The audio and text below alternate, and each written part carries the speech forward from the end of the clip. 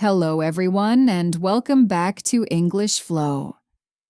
Today, I want to tell you a long and interesting story about my first time in an American cafe. It wasn't just about coffee, it was about culture, people, language, and a little bit of surprise. Let's begin. Walking to the cafe. It was a cool Saturday morning. The streets were busy but not too crowded. I was exploring the city, and after walking for 20 minutes, I noticed a small cafe on the corner. The sign outside said, "Fresh coffee, muffins, and free Wi-Fi." I smiled. Perfect, I thought. I love coffee, I was a little hungry, and the words free Wi-Fi made me curious. When I opened the door, a wave of warm air and the strong smell of roasted coffee beans hit me.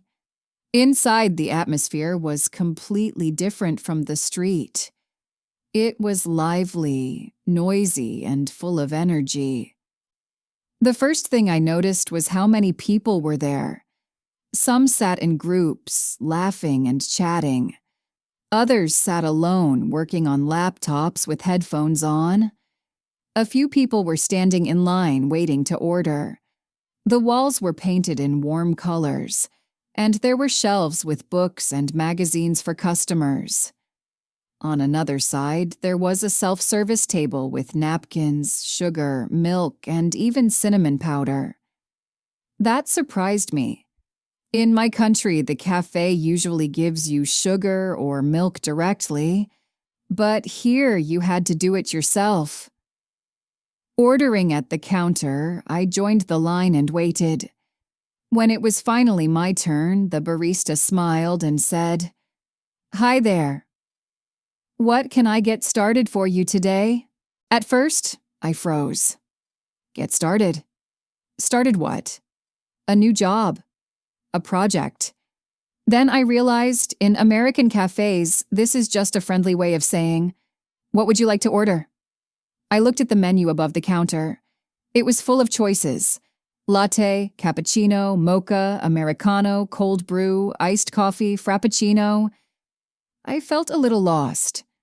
Finally, I said, "Can I have a small coffee, please?" The barista tilted her head and asked, "Do you mean a tall coffee?" That was my first American cafe vocabulary lesson. In Starbucks and many American places, small is called tall. Confusing, right? I smiled nervously and said yes, ordering food. Then I saw the glass case full of pastries.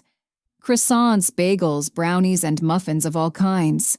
Chocolate, banana, blueberry. I chose a blueberry muffin. The barista asked, "Would you like that warmed up?" I had never been asked this before. I paused and asked, "What do you mean?" She smiled and explained, "I can heat it for you in the oven." Of course, I said yes. A warm muffin with hot coffee sounded wonderful. Sitting in the cafe, I found a small table near the window. It had a view of the street, with people walking past quickly, holding shopping bags and talking on phones. Inside, the cafe was buzzing with life. On one side, two young women were laughing loudly and taking selfies. On another side, a student was typing furiously on her laptop, probably working on an essay. Behind me, a man in a suit was having a serious business call, speaking so fast I could hardly understand a word. I sipped my coffee. It was strong, hot, and delicious. A few minutes later, the barista brought my muffin. It was warm, soft, and sweet. I felt like I was in a little movie scene.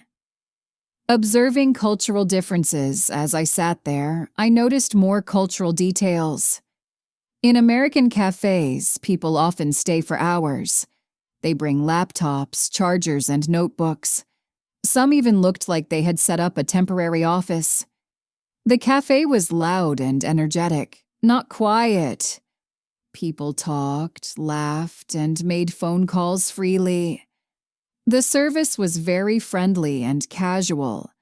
The barista said things like, "Have a good one," or "Enjoy your day." Phrases I wasn't used to hearing in cafes before. I realized that cafes in America are not just for coffee. They are places for studying, working, socializing, and relaxing, all at the same time. Vocabulary lessons. Barista, the person who makes and serves coffee. Get started for you. A friendly American cafe phrase meaning, "What would you like to order?" Tall coffee. In American cafes, especially Starbucks, tall means small. Warmed up, heated again, or made hot. Receipt, the little paper that shows what you paid. Self-service station, a place where you add sugar, milk, or napkins yourself. To-go cup, a paper cup for people who want to take their coffee outside. Refill, when you get more coffee in the same cup, sometimes for free. Thank you for listening, and I hope you enjoyed this story. See you again soon here on English Flow.